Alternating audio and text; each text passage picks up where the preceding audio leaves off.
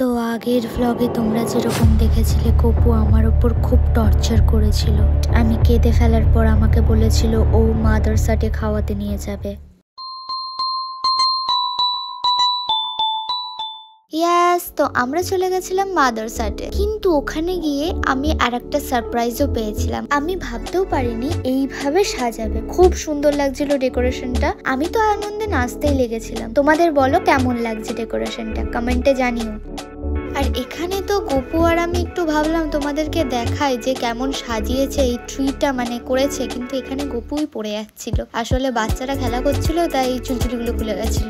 আর এই দেখো ফুলগুলো কি সুন্দর। আসলে আমার ফুল খুব ভালো লাগে তাই তোমাদেরকেও একটু দেখিয়ে দিলাম। অনেক ফুল গাছই ছিল বাট আমি এটাই দেখালাম।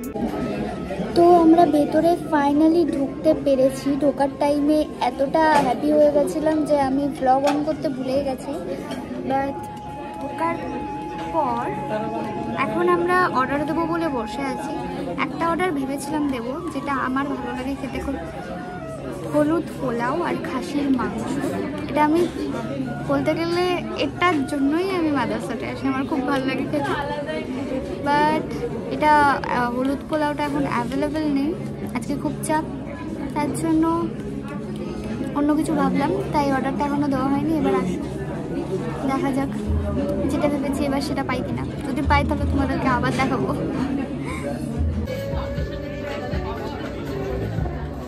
কেমন? একদম ভালো। থালাগুলো দিয়ে গেল, খাবার দিচ্ছে না।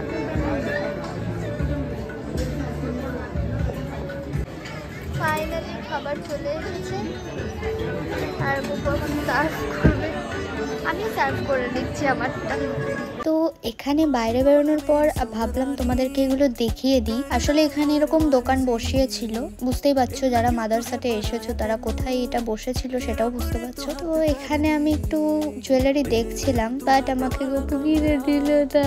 আসলে আমি যোগ করলাম, গপু কিনে দেয়নি না, আমি কিনিনি, কারণ ইনি যিনি বসেছে জুয়েলারিগুলো নিয়ে, এটা হ্যান্ডমেড জুয়েলারি, আমাকে চেনে, আমাদের সাবস্ক্রাইব, তাই আমি ভাবলাম পরে ওনার বাড়ি গিয়েই আমি নিয়ে নেবো। এখন আমরা কোথায় যাচ্ছি?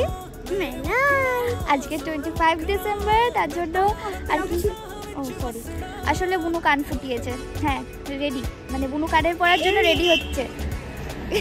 কালকে সাডেন ফুটিয়ে দিয়েছে, তো ঠিক আছে কথাটা স্কিপ করো। আজকে গপু বলেছিল আমাকে এক জায়গায় নিয়ে যাবে, তো গিয়েছিল সেখানে, তোমরা সেই ব্লগটা মানে আর কি সেইটুকুনি দেখেছো। তারপর বুনুকে নিয়ে আজকে বেরোতে হবেই, নাহলে বুনু আমাদেরকে কুচি কুচি কুচি কুচি কুচি করে কেটে ফেলবে।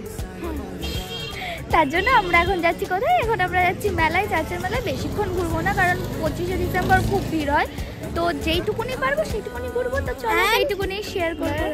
And merry Christmas. Yes, and merry Christmas. আমরা তো বলেইছি তোমাদের, তাও ভিডিও ধরুন আবার বলে দিলাম, আর বোনও বলে দিল। তো চলো ওখানে গিয়ে দেখা হচ্ছে।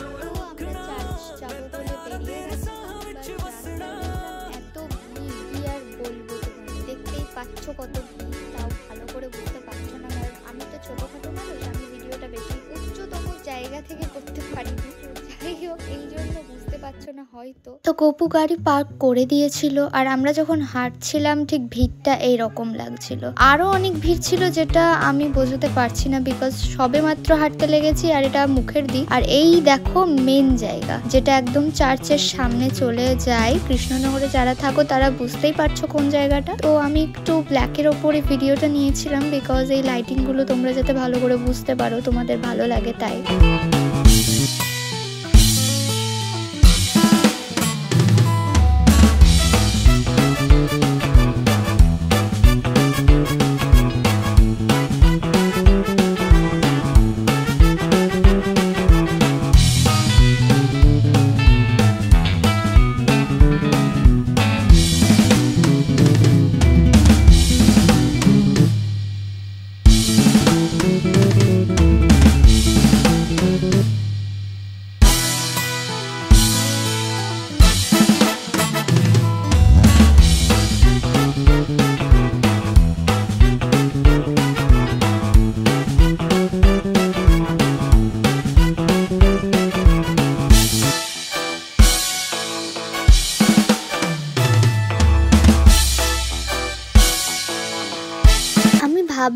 জিনিসটা দেখতে, বাট এতটা ভিড় ছিল আমি দেখতে গেলে আমি ওখানে চ্যাপটা হয়ে মরে যাব বলে আমি আর ঢোকার সাহসটা করিনি। তোমরা আমার রিয়াকশনটা দেখতেই পারছো, জাস্ট কি বলবো, মানে আমি বুঝতেই পেরে গেছিলাম আমি ওখানে মরে যাবো, তাই আমি আর ঢুকিনি। আর গপু তো ফোন ঘাটতেই ব্যস্ত ছিল। আর চার্চটা খুব ভালো করে সাজিয়েছিল, আমার তো খুব ভালো লেগেছে।